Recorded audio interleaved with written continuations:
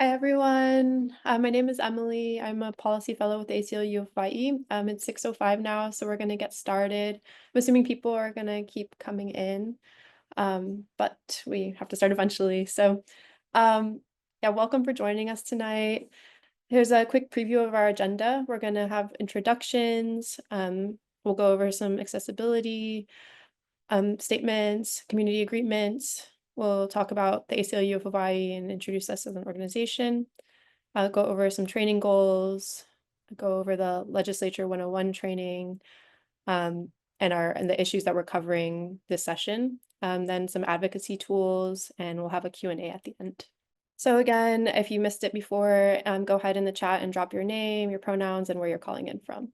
Our team today, we're joined by Carrie Ann Shirota, our policy director, Josh Frost, our policy advocate, Nathan Lee, policy legislative fellow, and myself, policy field fellow. We also have Jana Light on the call, and who is our development director. Over accessibility, oh, this is a good reminder. I think we need to, and also the meeting is being recorded. We'll have a Q&A at the end, but just as a warning, we won't record that portion of it, so you can feel free to make statements at the end. If you need to take a break throughout the session, feel free to stretch, go to the bathroom, eat a snack. We're asking if you can to keep your camera on. Sometimes if you're on a Zoom call and everyone has their cameras off, it kind of feels like you're shouting into the void. So we'll appreciate it, but we understand if you can't. And if you have a question or request, you can send a private message to Nathan, Josh, Carrie Ann, or I. Or and if it's a public question that you feel comfortable sharing, you can just put it in the main chat. Our community agreements, we ask that you try to be present, be respectful, ask questions through the chat box, and trust collective knowledge and experience from the group, especially when we get to the Q&A function, a question portion, we want everyone to feel comfortable.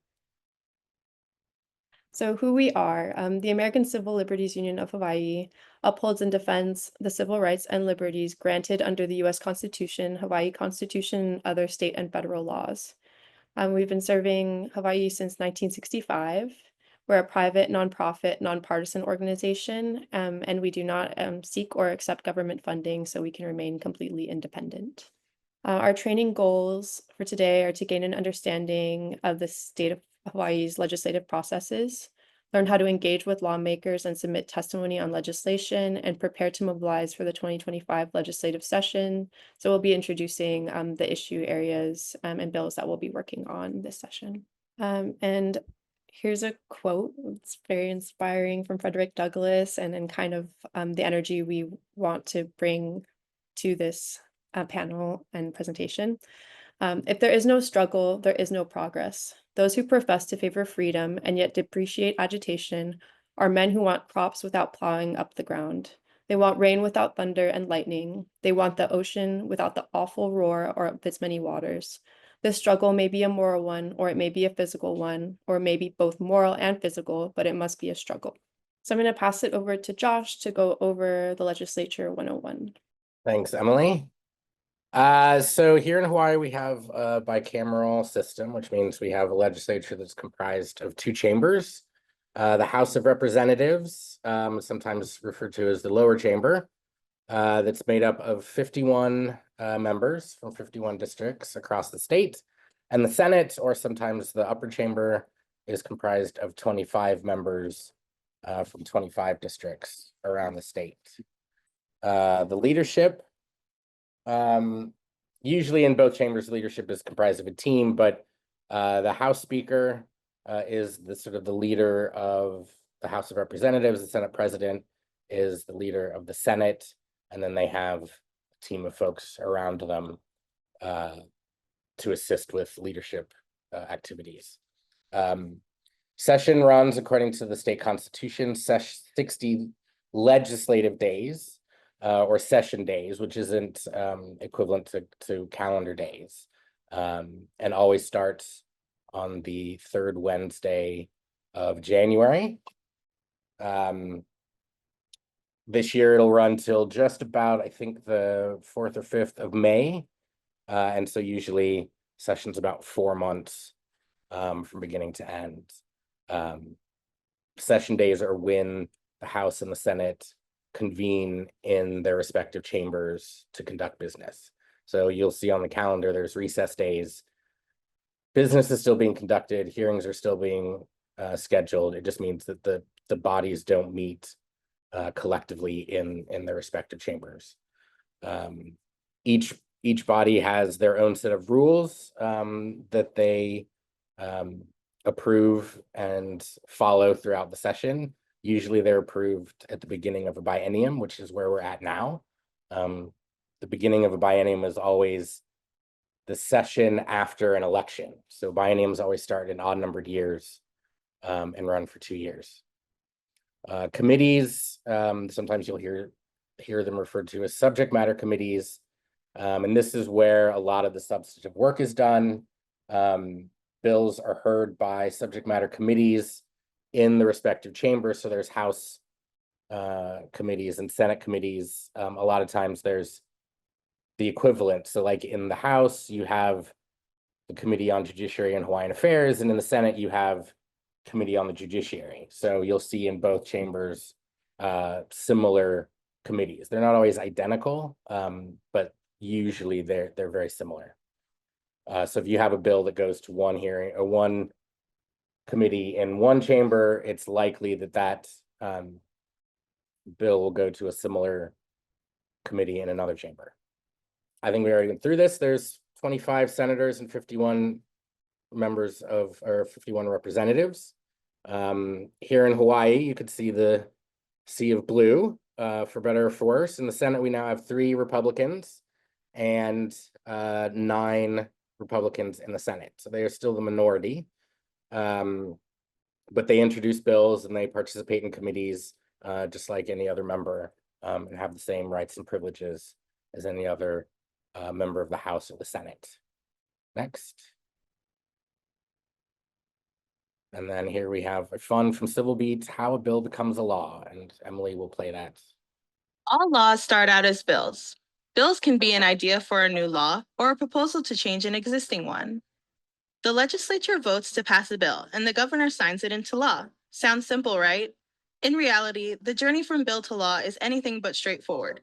Here is how it works. Although only legislators can introduce a bill, the bills they introduce can be influenced by the governor, special interest groups, and by us, the constituents they serve. Let's say I feel very strongly about bike safety and think all bike lanes in Hawaii should be painted red for better visibility. For this idea to become a law, I'll need a member of either the House or the Senate to sponsor it. He or she will write up the bill and introduce it to their legislative chamber. The progress of all bills can be tracked on the state's website. Bills introduced in the Senate have the abbreviation SB as part of their name. Bills originating in the House have HB. Let's say I get a senator on board with my bike lane bill, and she introduces it to her fellow senators. Senate leadership then refers it to a specialized committee. In this case, my bike lane bill will be referred to the Senate Transportation Committee. The Transportation Committee chair decides if it should get a public hearing. If not, my bill dies. If it gets a hearing, the public weighs in and the committee can decide if it wants to make changes, pass it, or defer it, which keeps the bill from moving forward. A majority of the committee must agree on a version of the bill before it can move on. Once my bike bill is approved by the committee, it's then presented to the full 25-member Senate, where they can pass my bill as is, make more changes, or vote to kill it entirely. If my bike bill gets the majority vote in the Senate, it goes to the opposite chamber, the House of Representatives, for review. The process then repeats on the House side. If no changes are made, the House can approve it and send it straight to the governor for a signature. If the House decides to make changes, for example, they want bike lanes painted blue instead of red, the bill must go back to the Senate for approval. If the House and Senate don't agree, the bill goes to a conference committee made up of members from both the Senate and the House. If lawmakers still can't agree, the bill dies.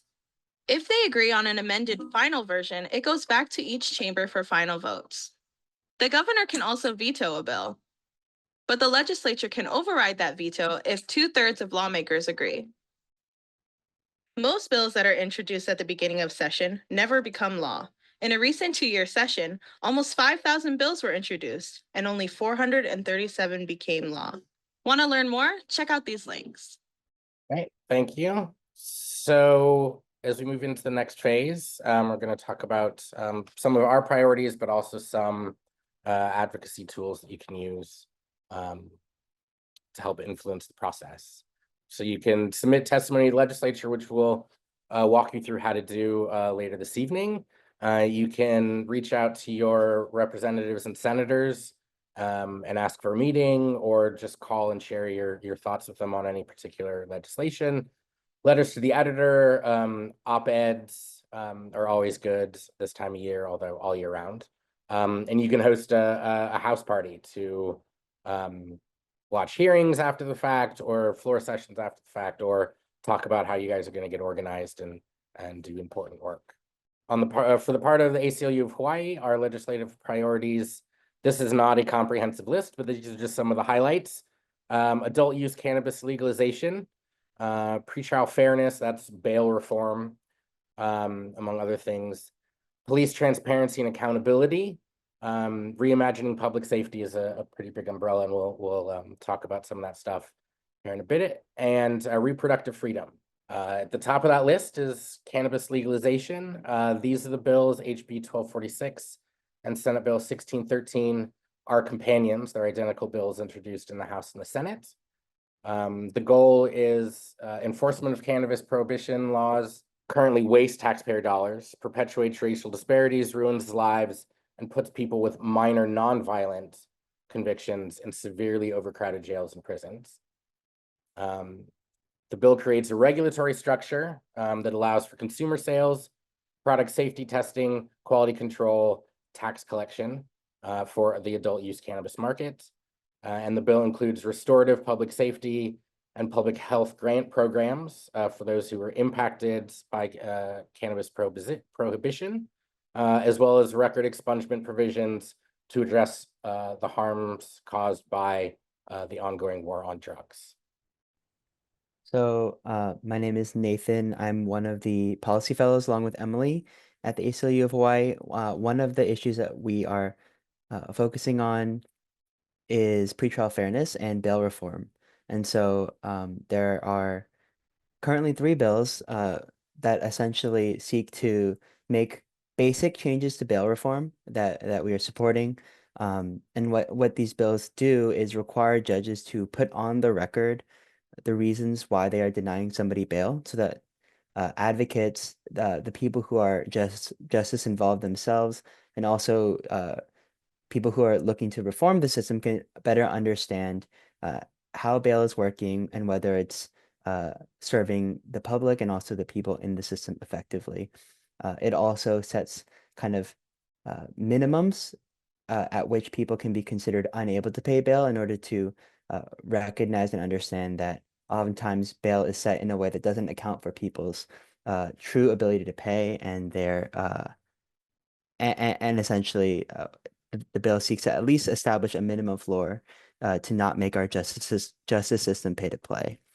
As you can see here, our large percentage, about 60% of our jail population, is pretrial, meaning that they have not been convicted of a crime. And so the hope is that by reducing this number, we can help systemic problems of overcrowding and of recidivism that comes from being held in a jail facility pretrial.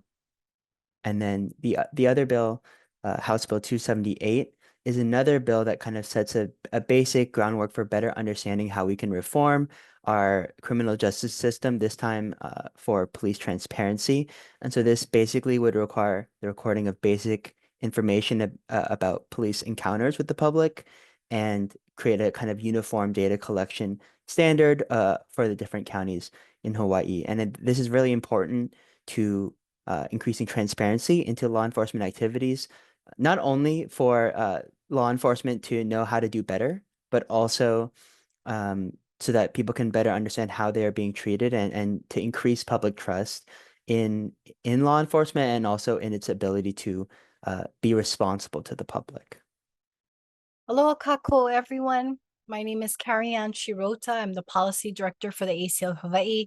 It's really wonderful to see so many of you here and throughout Hawaii, especially shout out for those who are Maui. It looks like we have most people from Maui or Maui County in the house. We have a number of bills that fall under, sometimes we've called it smart justice. We're also calling it reimagining public safety. There are two bills that we want to highlight. HB 1263, we're calling it no new jails, but it really is a moratorium. And we're asking lawmakers to place a pause for at least 3 years to stop additional spending of money on consultants who have been making literally millions of dollars for the last 10 plus years to build a new super jail, capacity of 1,300 beds, to replace OCCC on the island of Oahu. As a part of that moratorium, we are also in alignment with the Oversight Commission, which is tasked with overseeing our jails and prisons, as well as transitioning our carceral system to be more based upon rehabilitation and not punishment. They recently issued a letter to Governor Green and all lawmakers asking that we place a pause on this planning and that we look and focus on diversion and other strategies that have proven to reduce the number of people in our jails and prisons. But specifically, this is focusing on OCCC. As of just recently, the state has spent over $20 million on consultants. Some of you may be aware that this planning is for a proposed public-private partnership, essentially opening up the door for private prisons to set foot in Hawaii. They are thinking about a design, finance, construction, and maintenance type of process. And these P3 contracts are notorious for lack of transparency in some states that have pursued this P3 jails or prisons. Even lawmakers did not have an idea of what was happening, how much money was being spent, the terms and conditions, because of the nature that it can be far more secret. So we have concerns. Obviously, we want government to be transparent. We need there to be accountability. But the other part of it is that, do we need to invest in more jails? And reimagining public safety means investing in strategies to divert as many people as possible. We don't have all of the statistics here, but many of you are familiar. From the Department of Corrections, approximately 40% of people who enter our jails and then exit are entering from houselessness, exiting to houselessness.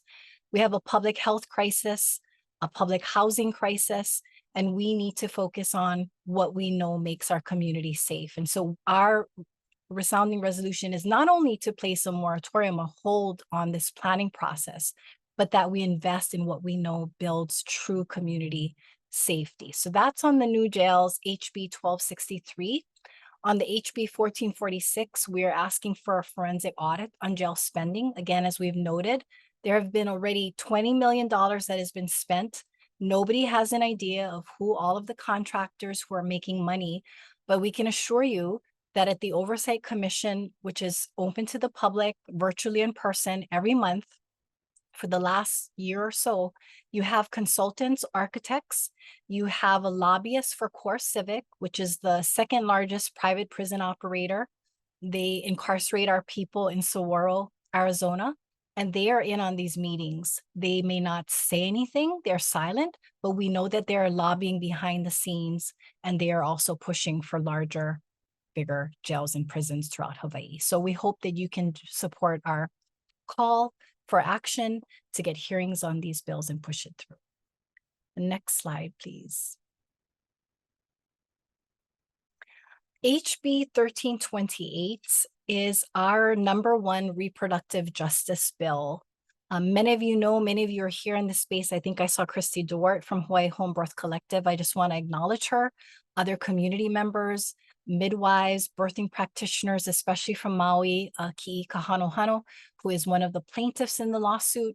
This bill is an attempt to make corrections to the current law. The current law was enacted in 2019, the midwifery licensure law. It will sunset or expire on June 30th of this year. And so we're proposing a legislative process to expand access to midwifery, a clinical pathway, as well as an apprenticeship pathway, to ensure that we protect traditional and customary birthing practices, which is affirmed and enshrined in our Hawaii Constitution, and ultimately ensuring that we just have broader access to care, especially on the neighbor islands and in rural communities where there is a desperate need and a shortage of professional healthcare professionals, especially on these parts of the island. And we can see the data. The data is very alarming. Across the United States, within Hawaii, Native Hawaiians and Pacific Islanders have the highest maternal mortality, even in compared to African American women and Native American women. And one of the literature shows that the more that you have access to cultural care, cultural community care, traditional midwifery has always existed and always will. And we want to ensure that we have a licensure pathway for those who want to pursue an apprenticeship, a clinical pathway through a MEEC accredited college, and again, not having onerous restrictions on those who are practicing traditional customary practices.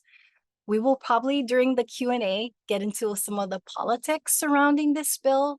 There are some other measures relating to midwifery, but keep note of this number. HB 1328 is the bill that we are fully supporting. It is comprehensive and it is constitutional. Next slide, please.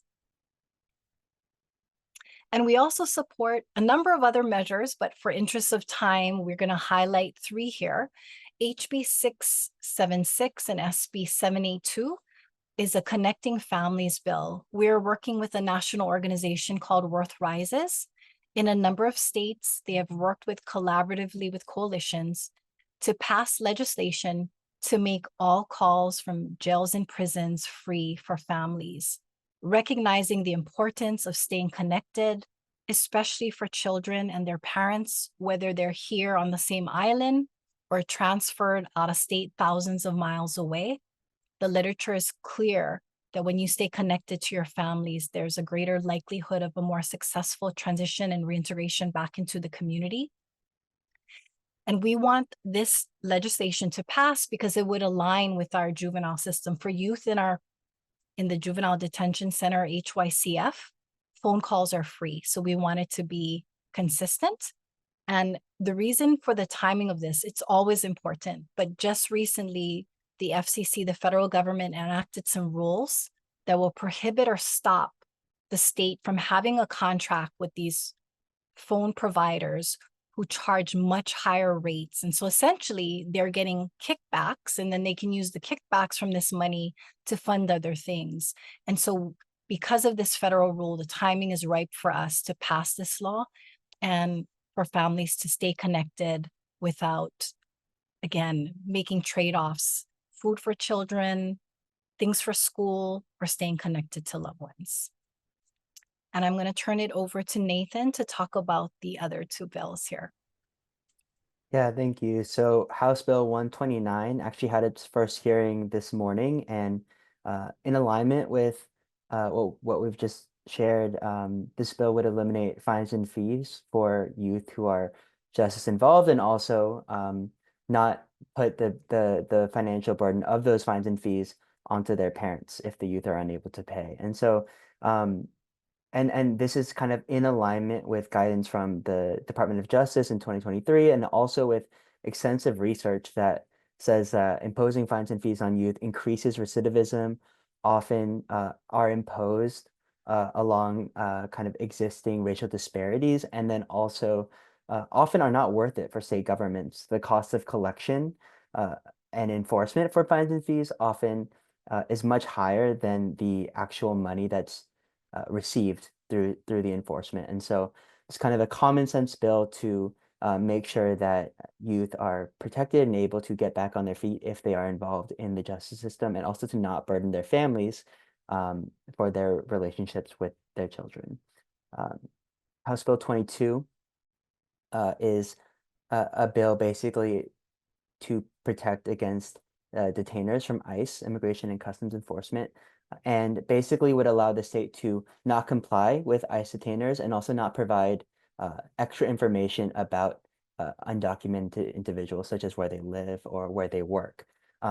Again, this is something that protects the basic constitutional due process that all people in the United States are entitled to, regardless of their immigration status, and also is a constitutional exercise of the state's ability to protect itself against federal coercion and commandeering, which is a violation of the 10th Amendment. And so this is another bill that's basically meant to protect our undocumented population and also preserve the constitutional rights, not only of Hawaii residents, but also of the state itself. Next slide, Emily. Okay, so we will at the end we'll have a Q&A where you all can engage and with everyone from our team and ask more specific questions. Now how to testify. Josh will tune back in. Back to me. So testifying might seem like a daunting endeavor, but luckily the legislature makes it pretty easy, and the Hawaii State Capitol website is one of the most powerful tools that you have at your disposal as activists and advocates. And it's totally free, which is even better. So you can find bills on there, you can submit testimony, you can look up Hawaii revised statutes, reports, links to hearings, all sorts of good stuff. So that's the address right there, capitol.hawaii.gov. Learn it, memorize it, love it, and we'll move on to the next slide. So this is what it looks like. If you haven't ever visited, I highly recommend that you take some time. If you just want to look at bill statuses, if you want to read legislation, if you want to see committee hearings, hearing notices, things like that, you do not need to register. However, if you want to submit written testimony, or if you want to testify remotely via Zoom, you do need to register on the Capitol website. So at the top right-hand corner, you'll see a link that says register. You click on that. And next. It'll ask you for some information, first name, last name, email address. Those are all required, right? If you don't want to give me your email address, you don't have to, but you won't be able to submit testimony online via the website. Once you've registered, you'll get an email from the system asking you to confirm the email address, something everyone's familiar with. And then you'll see this bit here, but the My Legislature section will appear after you log in. So from left to right, submit testimony, hearing notifications. The system gives you the ability to track legislation, so you're not constantly having to look stuff up. You can let it edit your account, find your legislator, all that good stuff. Next. So for submitting testimony, you'll click the submit testimony button, and then you'll see this. It'll ask you to put in the bill number for which you want to submit testimony. In this case, it's HB 1234. It always has to be an HB or SB, or in the case of resolutions, HR, HCR, which is House Resolution or House Concurrent Resolution, or SR or SCR, which is Senate Resolution or Senate Concurrent Resolution. You have to have those letters before the number, otherwise the system won't know what you're asking for.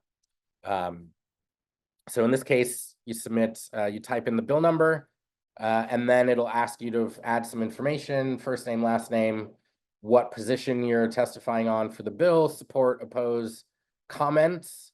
Unfortunately, those are the only 3 options available. You can testify as an individual. So if I were testifying, I would type in my name, Josh Frost.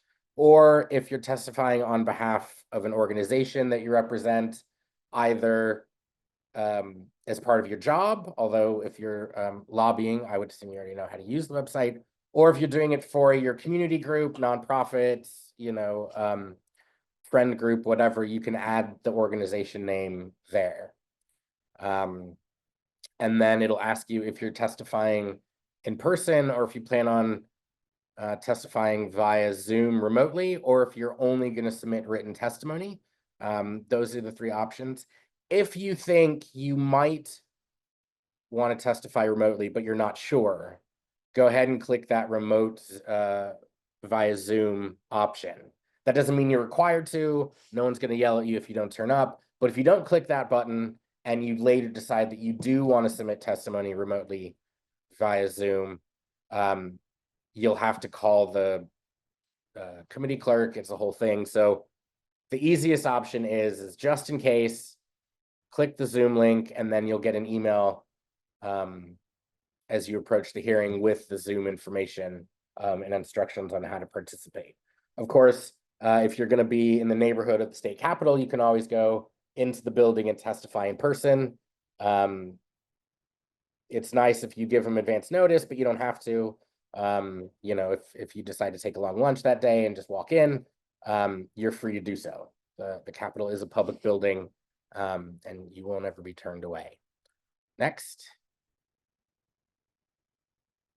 The system also gives you the ability to write your testimony on the system and submit it that way. Or if you've already written your testimony in a Word doc, or if you've got it in a PDF, you can simply upload the file to the system.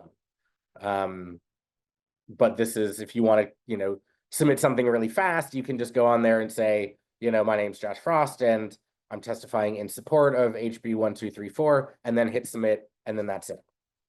So you have lots of options for testifying. It's strongly recommended that if you're going to testify, that you take a minute to think about what you're going to say, why you support the bill, and then put it into words, right? So like it says here, introduce yourself, state the bill that you're testifying on and the position that you're taking on that bill, and then explain your position and why you've taken that position, whether it's, you know, a personal anecdote or if, you know, your position is data driven, right? This report says, you know, ABCD, or I had this terrible experience in my car and this is why I'm supporting it or opposing it. You can also, if the bill's not quite what you think it should be, you can always suggest edits. I think this language should be inserted into the bill, or I don't like this language, I think you should take it out.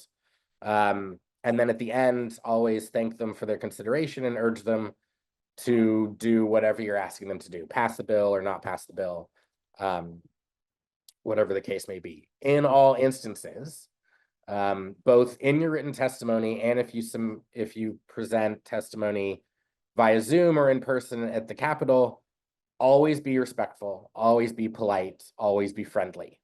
It goes a long way towards legislators listening, genuinely listening to what you have to say. If you come in with hostility or anger, or you know, if you're rude, they may still listen to you, but they're not going to pay close attention because, you know, they deserve your respect just like you deserve their respect, right? So you want to treat people as you think you should be treated. Once you've done all that, next, you'll hit the submit, and then you can confirm that the testimony has been submitted, right? So you see here, it'll show you the bill that you testified on, the hearing that the testimony was submitted for, your position. If it's green, you were supportive. Oh, if it's green, it was submitted. If it's red, it's still a draft, or you missed a step somewhere and you need to go back and do it again. And you can always go in and edit your testimony. If something's been submitted, you can't resubmit, right? So if I sent a PDF, I can't resubmit another PDF. The system doesn't really allow for that.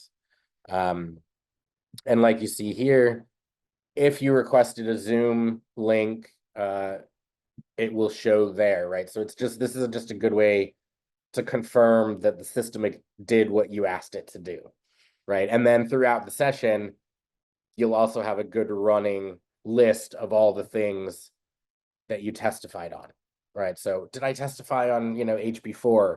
Well, you can go back and log into the system and see all of your testimony. So it's a really useful tool to use for session. Now, it won't show you stuff from prior sessions. It'll only show you testimony from the current session. If you want to go back to prior sessions, that's a whole separate training. So, but the system is very easy to use. And I highly recommend everyone register and poke around on the system. It's very user-friendly, and it's a really, really powerful tool. Next.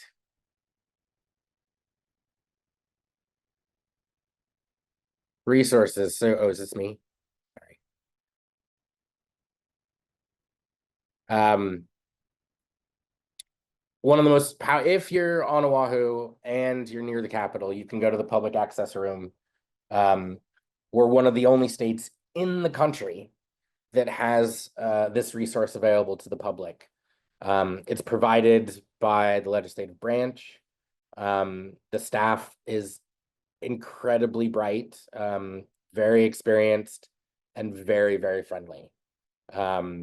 Any question you have about bills, about process, timing, hearings, basically anything legislative related, they either know the answer or can help you find the answer. Their website also has lots of good resources about the legislature, the members, office managers, phone numbers, legislative calendar, which is really important because it tells you when important deadlines have been scheduled. If you can also, they also have computers you can use. So if your computer died and you need to do testimony real quick, you can just pop into the public access room and use their computers to print stuff, to submit testimony online. It is a great resource, and the folks that work there, fabulous. Capital website, which I already said, and then our website also has lots of good stuff about what ACLU of Hawaii is doing and the things that we stand for.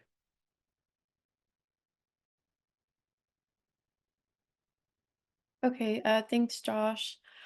So now some hard truths about advocacy and maybe your experience with this legislative session. Being right is not enough. Sad stories are not enough. Demands without power are not enough. Action without analysis of power is not enough. And exerting power comes with risks. So what we really need is people power, us all coming together, working in coalition. So happy to see you all on this call and seeing some of our coalition members joining this call as well. Yeah, we're all going to testify, and it may not be enough, but it might if we all work together and organize. Some pro tips. When you're coming up with your testimony and engaging with lawmakers, you want to know your audience specifically, who the chair is, what district they're coming from, and what matters to them. And you want to share your personal story, experiences, and knowledge on a policy issue. When we send out action alerts, we're going to send out some talking points. Maybe don't just copy and paste them. You can definitely make them your own. You wanna tell your own personal experience because that will set you apart. And it doesn't it takes 2 seconds for you to copy and paste and hit submit, and the legislators know that, their clerks know that. But you as an individual have a unique perspective. You want to do your homework, Googling something just to make sure that a citation or like a source or fact you found online, you never want to get caught saying something wrong. Data can be persuasive. Sometimes I think it really depends on your audience again, but I think both data and storytelling are powerful and moving. And you want to understand opposing arguments and find common ground where possible. So just really let's say for our cannabis legalization bill, we know that there's a lot of misinformation that we're coming up against. So understanding what certain agencies are going to say before we're submitting testimony, we can put some facts and information into our testimony to combat those false narratives. And then again, as you're drafting, ask yourself about fiscal implications. What is this bill going to cost if implemented? A lot of times, the final committee that a bill is assigned to is finance committee or Ways and Means, and that can be like the death of the bill. It can be the death even earlier if an agency says this is too expensive, what's the price tag? I think even saying like in your testimony, like this bill may be expensive in implementation, but it's worth it, and here's why. We may be saving money on the tail end. Once, right, for example, it costs $307 a day to incarcerate someone in Hawaii's jails and carceral system. So what are we spending in incarceration? Like that's more than a hotel in Waikiki. And we know that 40% of people entering our jails are houseless. So asking about the fiscal implications of a bill, you can address that and attack that in your testimony and be on the offensive. Results, what are the intended and unintended consequences of a bill? Again, just like being very critical and thinking long term about the implementation. You like just saying that something is good on paper is different from like maybe storytelling and saying this is what the results could be, and maybe positive, like saying a positive story about what the future would look like when it's implemented. Equitability. Are the bill's policy goals equitable? Do they seek to address systemic injustice, inequity, or oppression? So I think that for many of our bills, that is part of the reason why it's part of our priority list. So highlighting that and really speaking to how our communities will be made safer, but also more equitable through passing that bill. Okay, now we are going to, well, actually, I want to quickly plug our events and then go backwards. So we'll do questions after, but we have 4 major events coming up. Tomorrow night, our legal director, Wilkie Kim, will be speaking on a panel assessing Hawaii's justice system, addressing over-incarceration, disparities, and pathways forward, along with CJ and other panelists, including a speaker from Native Hawaiian Legal Corporation, the Criminal Justice Research Institute, and Dr. Jamie Miller, who is on our Rematching Public Safety Coalition. She's wonderful. We also have, this is not our event, but tomorrow at 2 p.m., the Committee on Judiciary and Hawaiian Affairs is having a cannabis informational briefing. And our Hawaii Alliance for Cannabis Reform has a few speakers that will be presenting at that informational briefing. You can go in person or you can tune in on Zoom.